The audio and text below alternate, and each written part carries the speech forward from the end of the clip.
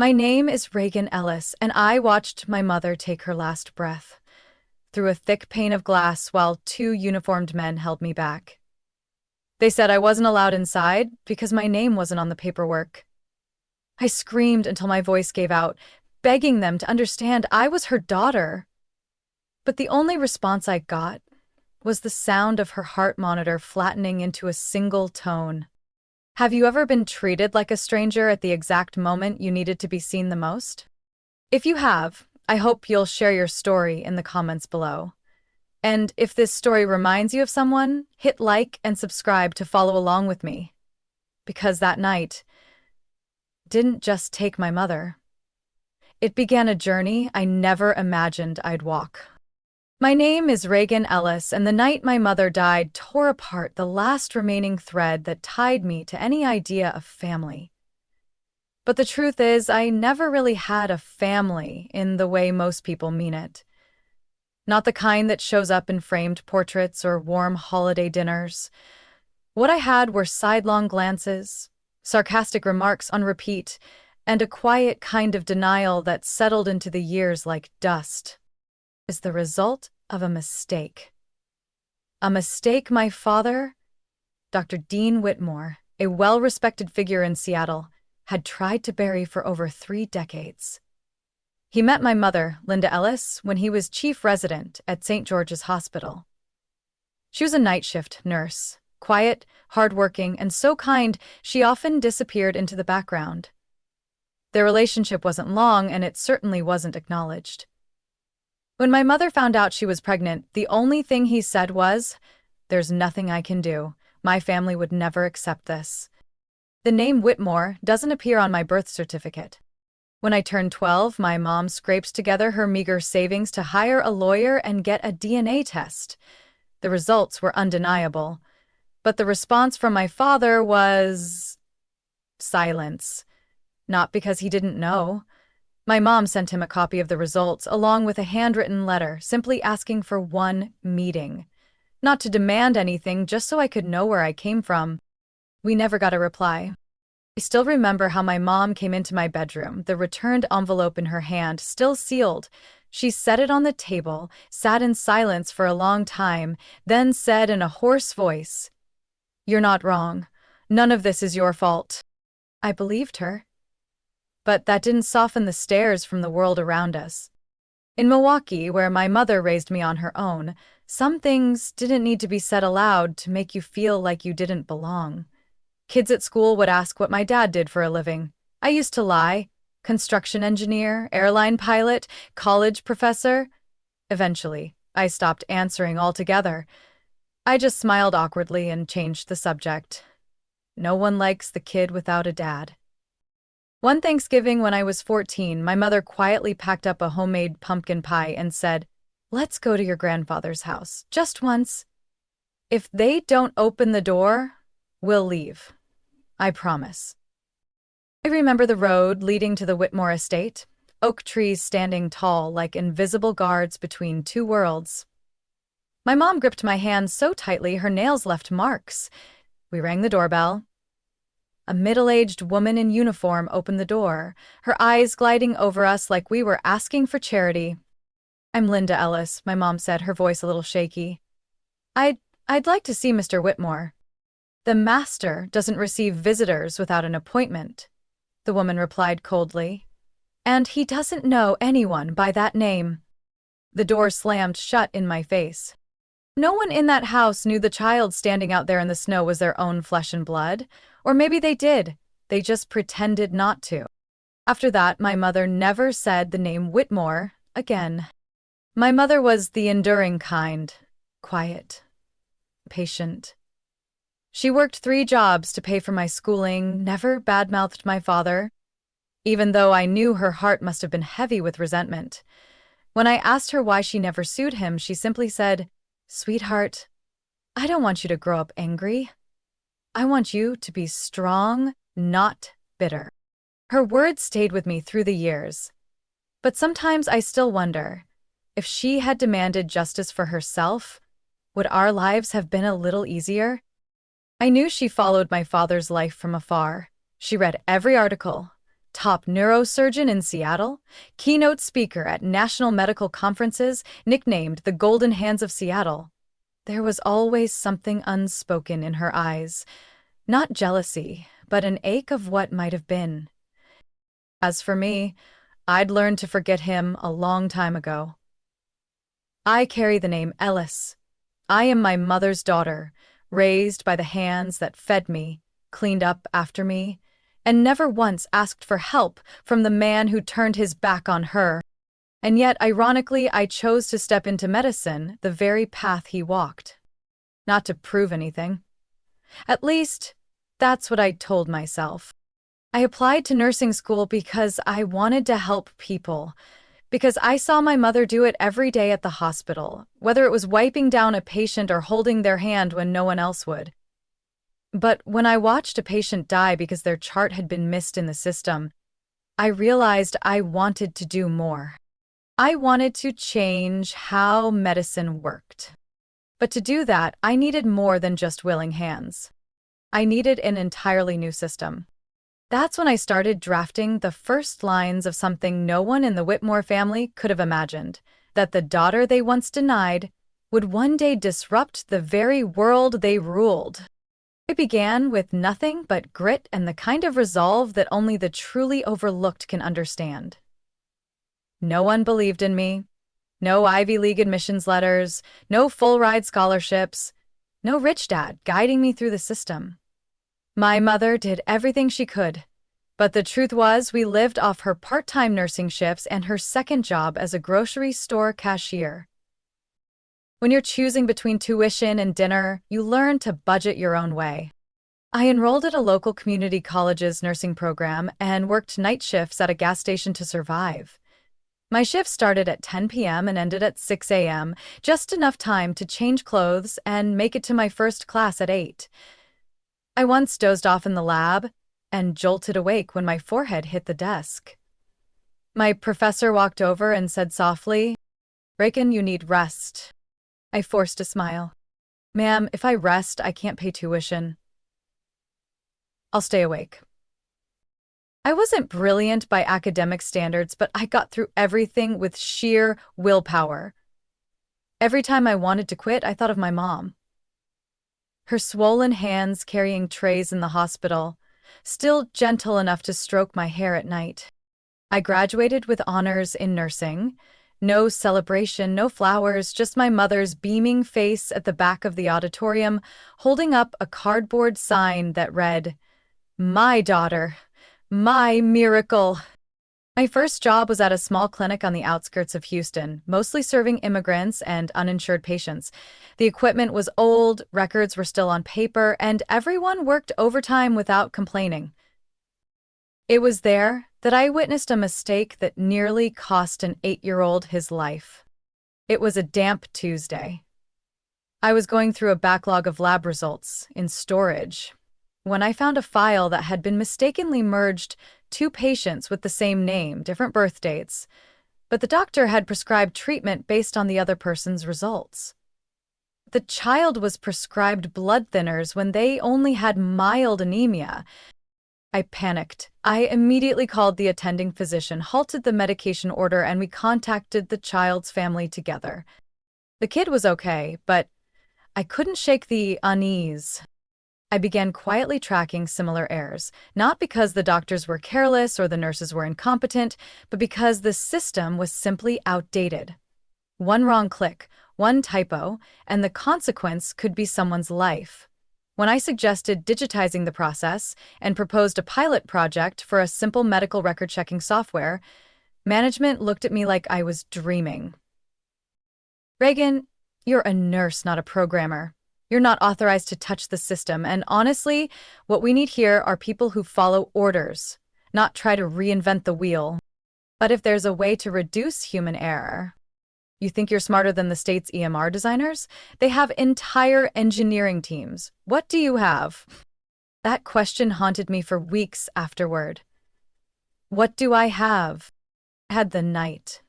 I had the pain of patients like the ones my mother once cared for, and I had a reason not to quit.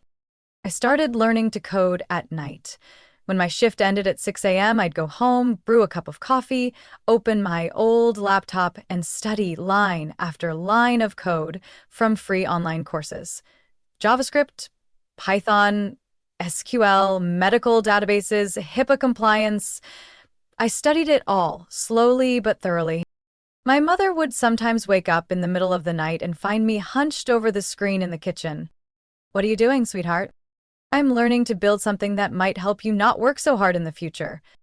She'd fall silent for a moment and then quietly say, "I don't know what you're doing, but I trust that you know where you're going."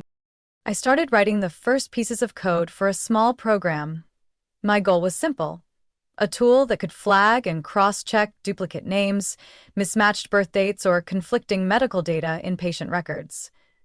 I initially wrote the software with just one feature: to verify patient ID codes, a tiny function that could prevent serious mistakes. I tested it in a simulated environment, borrowing lab time from my old college to run trials. The first results exceeded my expectations. The software flagged 4 patient ID errors that no one had noticed before. When I brought the findings to the clinic board, they didn't offer praise. They fired me. Officially, no reason given. My mother cried when I came home, carrying my little box of personal items, but I didn't. I laughed. I truly laughed. Because I knew that was the moment I stopped being Nurse Reagan. I became Founder Regan, the woman who saw a problem and refused to stay silent. I wasn't working for hospitals anymore. I was going to build something that would force them to change. And maybe, one day, they'd have to say my real name. Not the one denied on my birth certificate, but the one that would appear in the medical records of millions. Reagan Ellis. I started building everything from the trunk of my car. No metaphor here, literally. My beat-up Toyota Corolla with its backseat full of sample patient files, programming books, instant noodles, and a prepaid Wi-Fi hotspot. That was my first office. After I was fired, I had no choice but to withdraw the entire savings my mom and I had scraped together over 5 years. $22,000.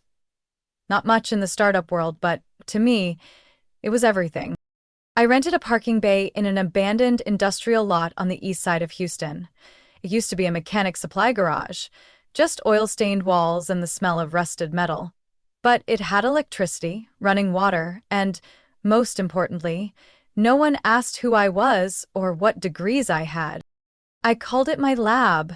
It sounded official, but really, it was just a folding table, a laptop, and a dream. This time, I wasn't just building an alert system. I wanted something more comprehensive, a platform that could connect patients with the right specialists in real time, analyze symptoms and triage appointments based on urgency, manage appointment schedules to reduce wait times, sync medical records, prescriptions, and vital signs into one unified interface. I knew that if I could pull this off, it wouldn't just help one small clinic. It could save lives. It could reshape how we access care, especially for patients like my mom, low income, single parent, with no connections to skip the line. I called the project ClearPath, a clear way forward for patients. Every day, I coded from morning till late night. Every night, I slept in the corner of the room, curled up in a sleeping bag beside a cardboard box full of sticky notes. When I was so tired my hands trembled over the mouse, I thought of my mom's face. Her sunken eyes from sleepless nights, her voice in that tiny kitchen. "I don't understand what you're doing, but I trust you know where you're going." I wasn't entirely alone. After a few weeks of struggling by myself, I emailed an old friend from college, Kira Jensen. Kira was an IT major. She helped me survive my first JavaScript class when I was nodding off at the keyboard. I didn't know if she remembered me, but I wrote, "Kira, if you remember the girl who used to bring ramen to class and nap in the library, that's me. I'm doing something kind of crazy. Do you have 15 minutes to hear me out? I'm not asking for anything, just a chance to share." She replied 4 hours later, "If you still bring ramen, I'll bring my laptop. Where are we meeting?" We met at the same coffee shop where I once worked the morning shift. I laid out everything from my vision to the raw prototype. Kira listened intently, never interrupting, just nodding gently whenever I paused for breath. When I finished, she sat quiet for a while and then asked, "You do know you're trying to build something even major medtech companies haven't fully figured out yet, right?" I nodded. "And you're doing it? From an old garage?" I nodded again. Kira laughed, not the kind of laugh that mocks, but the kind of laugh from someone who's seen a reckless soul walk the edge and live to tell the tale. "Then count me in," she said. From that moment on, I had a teammate. Kira coded the front end, I handled the back end. We worked for no pay, split sandwiches, and took turns sleeping. I pawned my mother's old wedding ring to buy licensed software, and Kira salvaged an old company laptop to serve as a secondary device. 3 months later, we had the first prototype of ClearPath.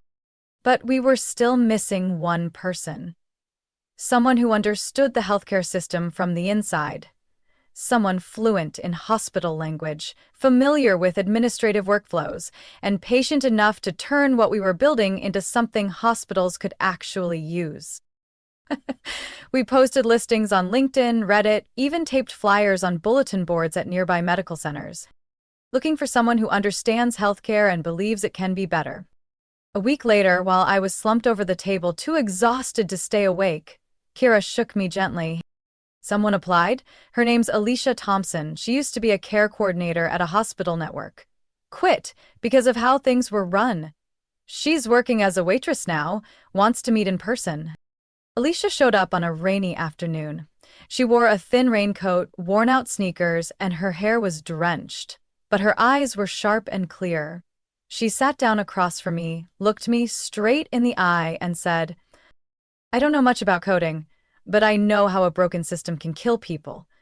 And I think what you're doing here can save lives. Give me a chair and a whiteboard. I'll help you turn this into something hospitals can't ignore." I looked at Kira. She nodded. And just like that, we were a team of 3. One who got fired for proposing improvements. One who coded from a car trunk. One who served hospitals and walked away because she couldn't stand the apathy. 3 outsiders. 3 people no one expected to get anywhere. But that night, under the dim light of the old garage, as we gathered around the rough blueprint of ClearPath sketched with marker on a grease-smudged glass panel, I felt something real. We weren't just building software. We were rebuilding trust. If I ever thought coding was the hardest part, I was dead wrong. The hardest part was stepping out of that greasy old garage, knocking on doors, and saying, "We have a system that could change how hospitals operate. Will you listen?" The answer was usually no. Or a raised brow. "Do you have a doctorate in public health?" Or a polite smile that slammed the door shut. "Great idea, but we're already working with big vendors." Worst were the ones who didn't even look at me and simply asked, "Who's the CEO?" I remember the first time I pitched to an investor in Austin. Their office had Italian leather chairs, steaming espresso, and abstract art on the walls that only they probably understood. I stood before 3 men in expensive suits, presenting everything: the system framework, trial data, the roadmap for integration into existing infrastructure. When I finished, one of them, leaning on his hand, peered at me over rimless glasses and asked, "You said you're the founder, right?" I nodded. "And you also the one who coded the system?" "Yes, Kira and I." He raised an eyebrow. "How long were you in healthcare?" "Almost 6 years. Nurse, inpatient coordinator, then medical records tech." "So, no MBA, no tech background, no backing from a VC firm?" "No." He smiled faintly, flipping through my file. "And who exactly do you think you are to believe you can build this?" I didn't answer right away. I looked him in the eye and said slowly, "I'm the person who watched a child nearly die because of a record error. I'm the one who was barred from improving a broken system. And I'm the person who stood outside an ER, denied a final goodbye to her mother because I didn't have the right paperwork." Think. I'm someone who understands what happens when systems fail, and I'm not letting that happen again. He didn't invest. None of the first 37 investors I approached did. Some declined outright. Some told me to come back when I had a male technical co-founder. One offered to buy the source code for a bargain and hire me as a technical assistant. I wasn't angry. I was just tired. Tired enough that one evening after another failed meeting, I sat in the garage, light flickering from the old circuit box, head on my arms, tears slipping out without me even noticing. Kira sat next to me, silent. Alicia stood behind me and placed a hand on my shoulder. "We're not giving up," Kira whispered. "They can't see it, but we do. And if it takes knocking on 100 doors, I'll knock with you." The next morning, Alicia came in with a folded sheet of paper, handwritten across the top, list of hospitals recently fined for record-keeping violations. "This is our chance," she said. "I'm going to call each one directly, ask for the risk management department, and offer a free pilot. 3 months, no cost. If they see results, they won't walk away." That strategy became our first breakthrough. The 17th call, Mount Mercy Hospital, a Tier 2 center in Missouri. The risk manager's name was Deborah Stills. Alicia spoke with her for 7 minutes and 12 seconds. I listened to every word on our end, noting every pause, every tone shift. "Yes, our system can detect conflicts in ICD codes and overlapping appointment times. It can integrate with internal platforms. We don't charge for the trial period. No, we don't need access to your entire database initially, just a sandbox dataset." And then came a long silence, and finally, "Yes, next Friday. We can drive over." I hugged Alicia so tightly she had to gently push me back, laughing. "Careful, I haven't agreed to be your COO yet." We drove 12 hours to Missouri, a long, snowy stretch of road. Kira took the wheel, while Alicia and I took turns reviewing the implementation plan. We didn't have thick enough coats or a hotel close by, but we had a working product, unwavering belief, and one shot. The presentation at Mount Mercy wasn't glamorous. Just a small conference room with an old projector and 5 people in attendance, none of them famous, none of them wealthy. But they were people who saw errors happen every day, and they understood the value of every minute lost in a sluggish healthcare system. When I finished presenting, Deborah asked, "How soon can this be implemented?" 7 days, I replied, "if we get the initial data support." She nodded. "Do it." A week later, ClearPath launched its first pilot at Mount Mercy, and in the first month alone, patient appointment wait times dropped by an average of 36%. Data entry error rates fell by 51%, and one critical emergency was flagged in time by the system's internal alert. It wasn't a miracle, but it was proof.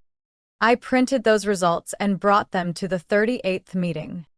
A female investor, Jessica Barnes, a former executive in public health, whose husband had died due to delayed diagnosis from misfiled records.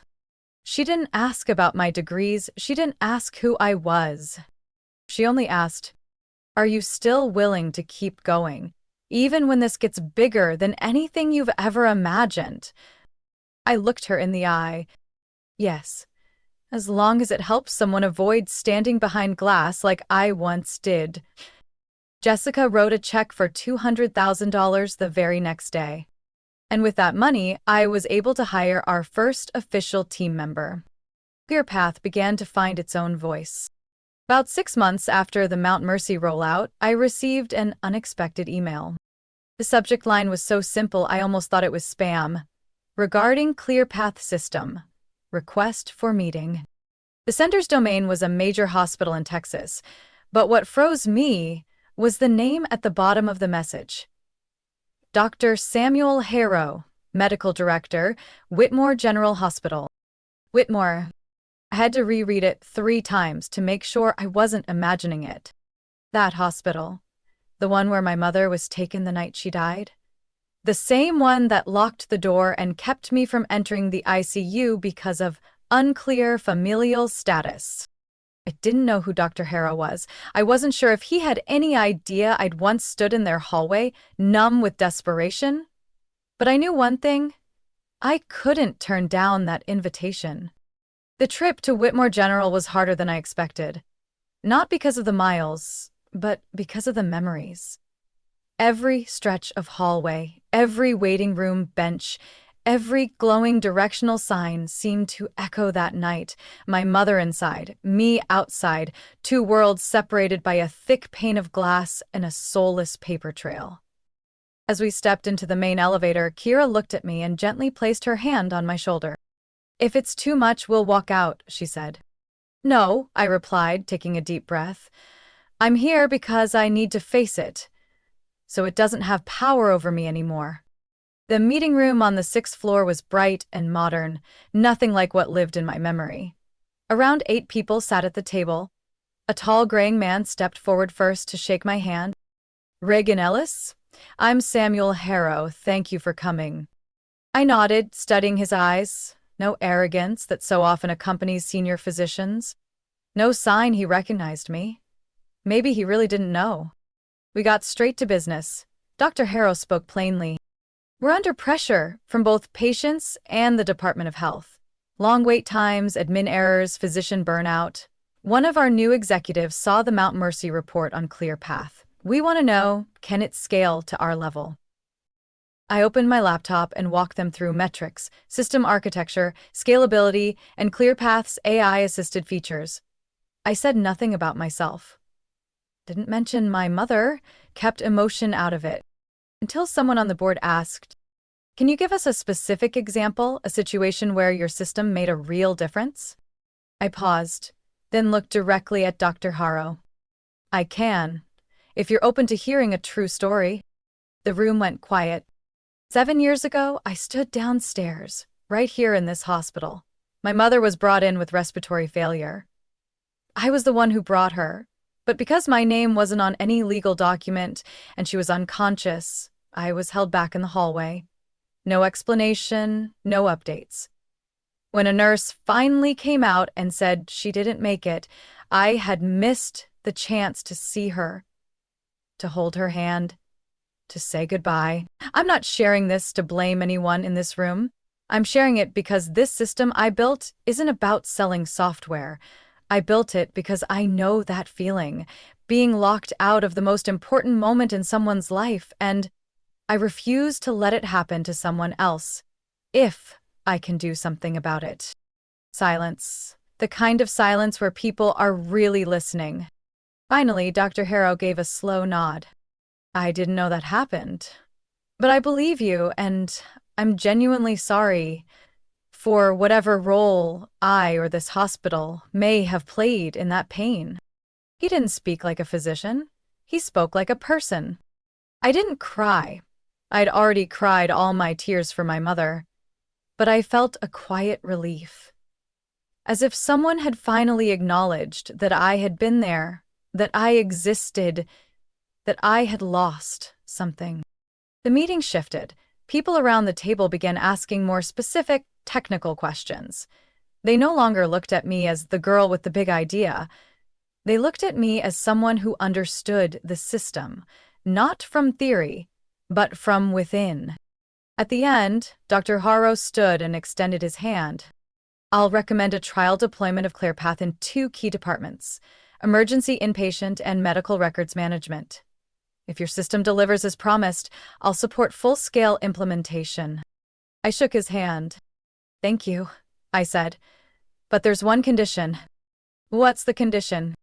"I want a formal meeting with the executive board, not just to talk about the software, but to propose a revision of the legal caregiver verification process for patients. No one should die alone just because paperwork wasn't signed in time." He nodded without hesitation. "I'll make the arrangements." Leaving Whitmore General that day, I didn't feel triumphant. I just felt at peace. Maybe you've been excluded from a place where you rightfully belonged. Maybe someone once told you your idea wasn't big enough or that you weren't qualified. But if my story resonated with you in any way, I hope you'll share your thoughts in the comments. Have you ever been shut out by the very system that was supposed to help you? And if you believe this system, the one we're all living in, can be more humane, more efficient, and more just, leave a like and subscribe to the channel to keep walking this journey with me, because what happened after that meeting at Whitmore General was something I never expected, and it completely changed the future of ClearPath and my own. We began implementing ClearPath at Whitmore General with a team of just 6 people. So small that anytime there was a tech support request, I was usually the one answering the call. Alicia handled coordination with the medical staff, and Kira practically lived inside the system, patching bugs and optimizing every line of code daily. In less than 3 months, the results exceeded even our highest hopes. The average wait time to see a specialist dropped by 48%. Error rates in diagnosis codes, prescriptions, and scheduling were cut nearly in half. Patient feedback improved dramatically, especially from older adults and those without accompanying family members. One weekend afternoon, I was working in the office when Alicia called from the hospital hallway, her voice trembling. "Regan, there's something you might want to see." I rushed to the ER. An elderly woman had just been brought in, unconscious. The on-duty nurse hesitated because there was no legal next of kin listed in the records, but ClearPath's system automatically triggered an alert. Long-term caregiver identified, biometric and social identity verified from previous facility. Thanks to that feature, they found her longtime friend, an elderly neighbor who had been caring for her for 8 years, even though they shared no blood relation. And because of it, he was allowed to enter the emergency room and be by her side. Alicia looked at me, eyes glistening. This one was for your mom." I said nothing, just rested my hand on her shoulder. I knew my mom would have smiled if she were here. Not because she was avenged, but because someone else didn't have to suffer what she did. When the report was sent to the regional healthcare director, things started moving faster than I ever imagined. 6 hospitals within the same network requested pilot programs. We received an email from a hospital in San Diego, then a call from Chicago. And then, one early spring morning, as I was sipping coffee on the office balcony, Alicia walked in and placed a laptop on the table. "You need to see this." On the screen was a Forbes article, the headline in bold read, "Female-founded health tech startup is reshaping America's healthcare system. Their name is ClearPath." I saw our picture, me, Kira, and Alicia, not some studio shot, but a candid photo taken while we were sitting in the middle of computers and hand-drawn plans. I remembered that day perfectly. The air conditioning had broken, we were eating cold pizza, and had just finalized the new user interface update. The article chronicled our journey from a rundown garage in Houston to a network of 12 major hospitals across the country. It highlighted the drop in emergency wait times, the caregiver alert feature that defied old policies, and even the deep moral foundation behind the software, something I never expected the media to care about. 3 days later, we received an email from a representative at SoftBank, a major investment group based in Japan. They wanted to meet. They wanted to learn more about ClearPath. The meeting was held over Zoom, since part of the world was still under lockdown due to the pandemic. Kira, Alicia, and I sat in our tiny conference room under soft yellow light. On the other side of the screen was a panel of professionals in sleek suits, seated in a brightly lit corporate setting. A woman named Naomi Arai led the call. Her voice in English was as smooth as silk. "I've read everything," she said, "but there's another reason I wanted to speak with you." I tilted my head, surprised. Last year, my mother passed away in Tokyo. I was living in the US and couldn't return in time. They wouldn't allow a video call. Hospital policy, they said. I never got to see her one last time. She paused, her gaze unwavering. "I read your story about the night your mother died, and I understood, not through words, but through experience." I felt a stillness in my chest. Some losses are only truly understood by those who've walked through them. Naomi continued. I don't care about valuation. I want to bring this technology to Asia, and I want to invest not just money, but infrastructure, people, and commitment. She offered a pre-IPO investment of $40 million. I didn't respond right away. I just said one thing. If we accept, we retain full ethical control of the product. No turning this into a data mining tool. No removing features for profit. Naomi nodded. I don't invest in balance sheets. I invest in conviction. And I believe in you. Kira tapped her fingers slowly on the tabletop. Alicia gave a soft smile. And I knew, in that moment, we had gone farther than we ever dared to dream. That very evening, the contract arrived. At the same time, I received another email, this one from Goldman Sachs. They wanted to be the lead underwriter for ClearPath's IPO. I sat still in front of the screen, hands resting on the keyboard, heart ticking loud and steady like a clock. Then I saw the name at the bottom of the email. David Rosenfeld, partner, Healthcare Division, Goldman Sachs. You remember Whitmore, right?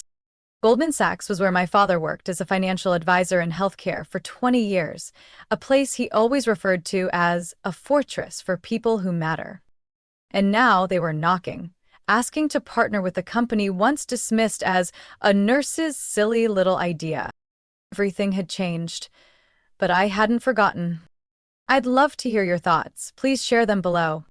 I realized there are moments in life you don't plan, don't expect, but when they arrive, everything else goes quiet, as if the universe is giving you the floor.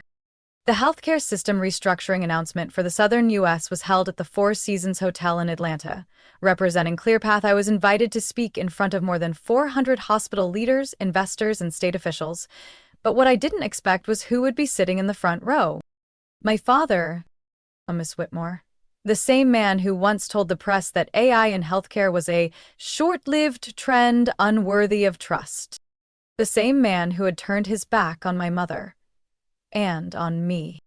The one who once said I didn't belong in the world he so carefully maintained with backroom dinners, private handshakes, and approved family lists.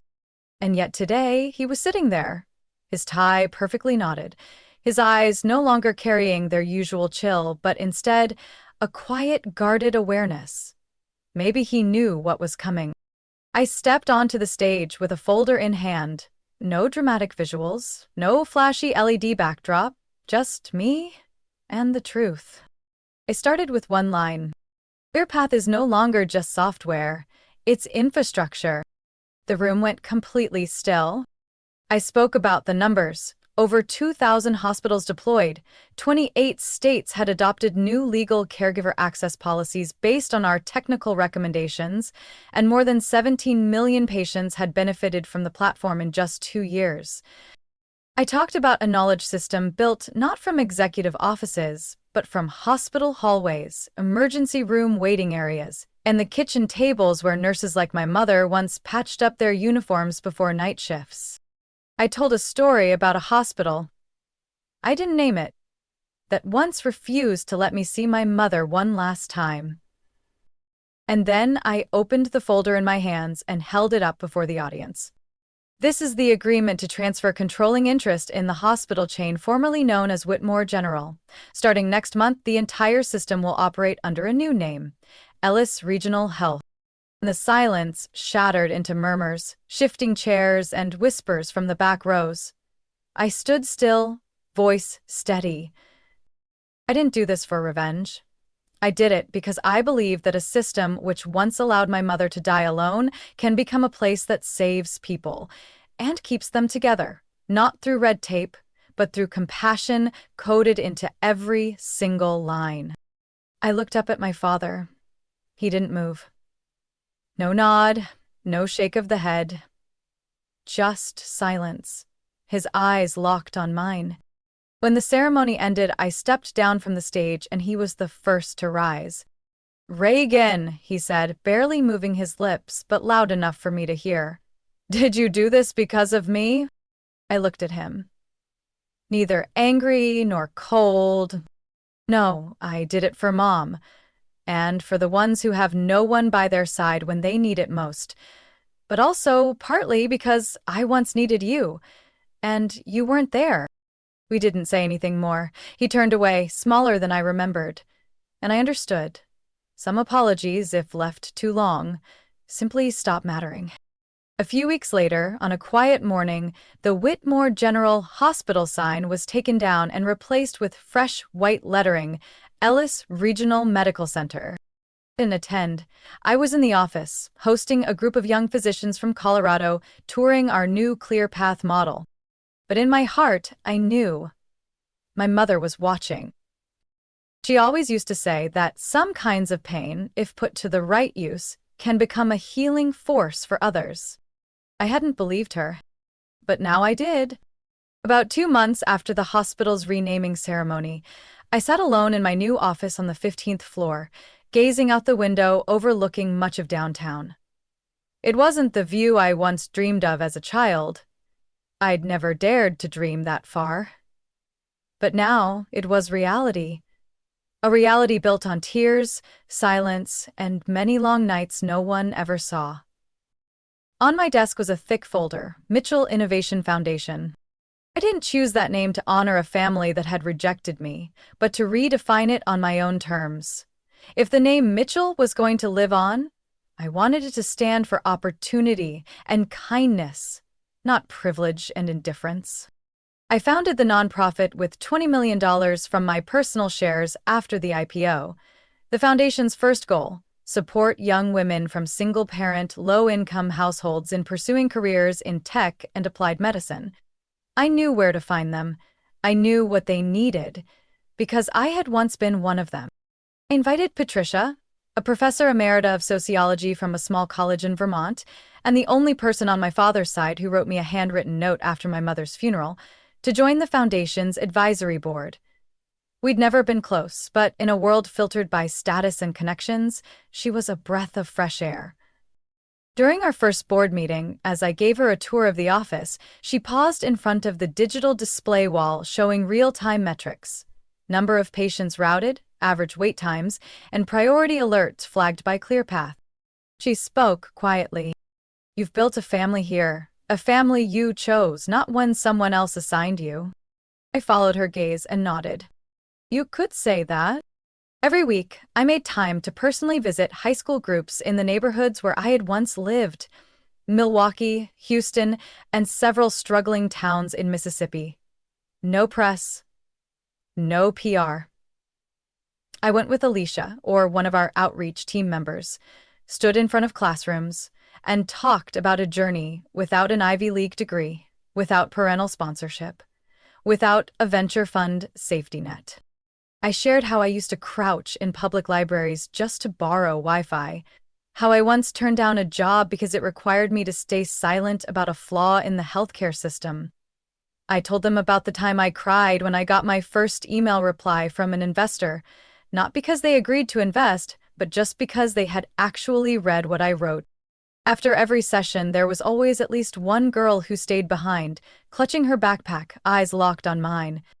Once, at a high school in Baton Rouge, a girl named Ayana stepped forward and said, barely above a whisper, "I love coding, but my mom says nursing is more stable. At home, no one believes tech is a girl's career."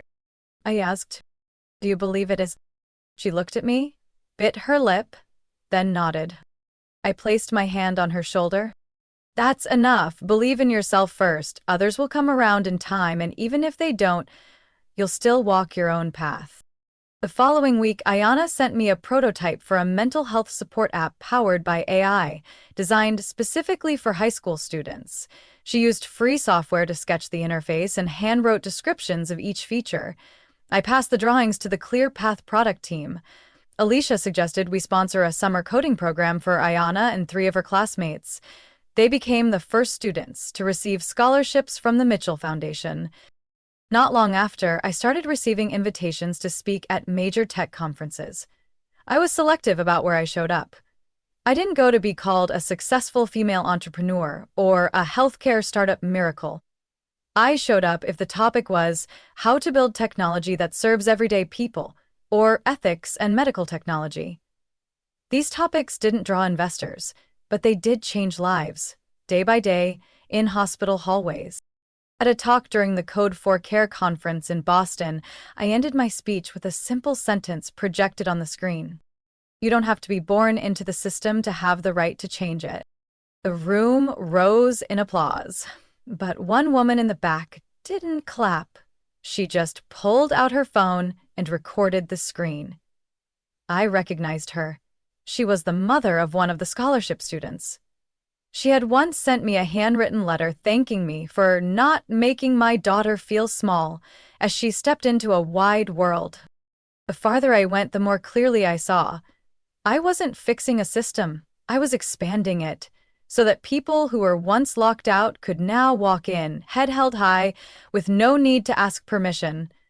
That's what true change looks like. When people ask me, how did you keep your faith after everything you've been through? I don't answer right away. I think of my mother.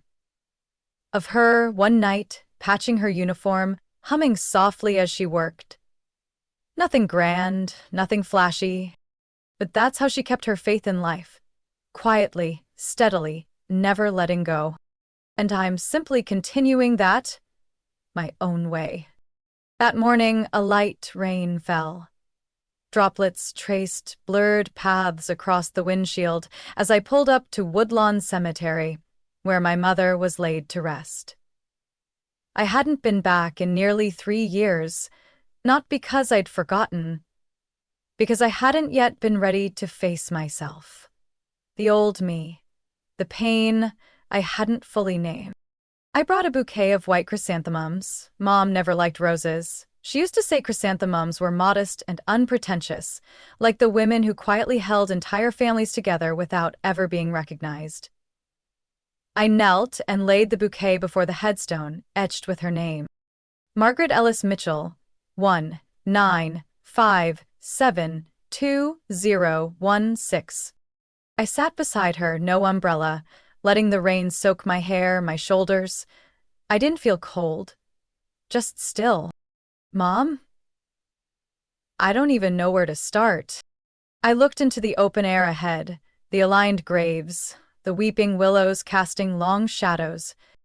I did it, Mom. Not all of it, but I made it to a place I never thought I'd be strong enough to reach. And I'm still going. I told her about ClearPath, about the Mitchell Foundation, about the young girls from Louisiana to Detroit coding on old computers, with eyes brighter than any financial report I'd ever held. I told her about Dad, about our meeting. No tears, no hugs, no hand-holding, but full of quiet spaces that only time could possibly fill. And I told her the one thing that haunted me most, the one I had never told anyone, not even Kira or Alicia. I miss you so much, sometimes I wonder. If I had gotten into that ICU room that night just to see you once, to hold your hand for 1 second, would I have lived my life differently? Would I have been less harsh with myself? A breeze stirred, carrying the scent of wet earth. Somewhere in the trees a bird called out and the air felt unexpectedly peaceful. I sighed and smiled softly. But then I think, maybe it's because I never got to say goodbye, that I've come this far. Because if I had found peace, maybe I wouldn't have needed to do all this, just to stitch my heart back together. I wasn't seeking forgiveness or recognition. I just wanted her to know that everything I did, every meeting I walked into, every hospital I convinced, every child I listened to, was because I never wanted anyone else to live with the question, what if? The way I had. I stood up, my hands still resting on the cold stone. You once told me some wounds never heal, but they can become the place where light enters. I think I understand that now, Mom. As I returned to my car, my phone buzzed. A message from Alicia. Congratulations! They just announced ClearPath has been officially selected as the national platform for the federal healthcare system. We did it! I sat in the car for a while, staring at the message.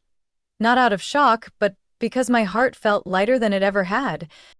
I remembered the first day I held that scribbled system diagram in the back room of Audrey's house, drawing arrows between concepts with no one believing in me, not even myself. Now, from hospital corridors in Texas to rural clinics in Appalachia, from bustling cities to small-town health stations, ClearPath was becoming part of America's infrastructure. Not because I was a genius, but because I didn't stop when people told me to quit.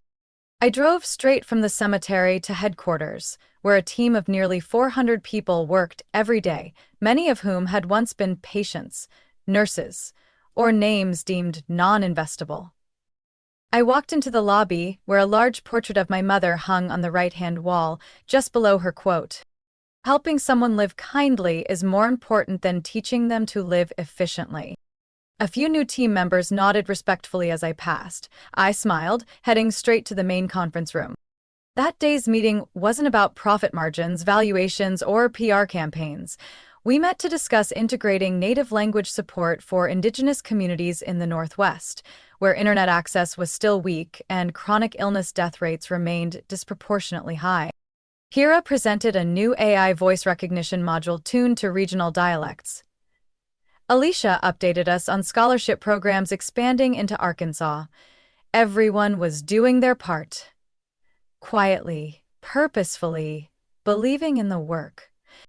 I don't know if my mother ever imagined I would come this far, but I believe if she were alive, she wouldn't ask, "What have you achieved?" She'd ask, "How many people have you been kind to today?" And I would answer, "Every day, little by little, I'm still trying. No matter how long the road, I'll keep walking."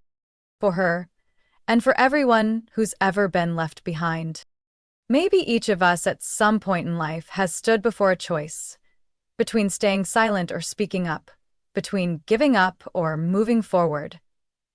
My story is just one of countless small pieces in the bigger picture of resilience, of family, and of how we define our own worth when no one else will do it for us.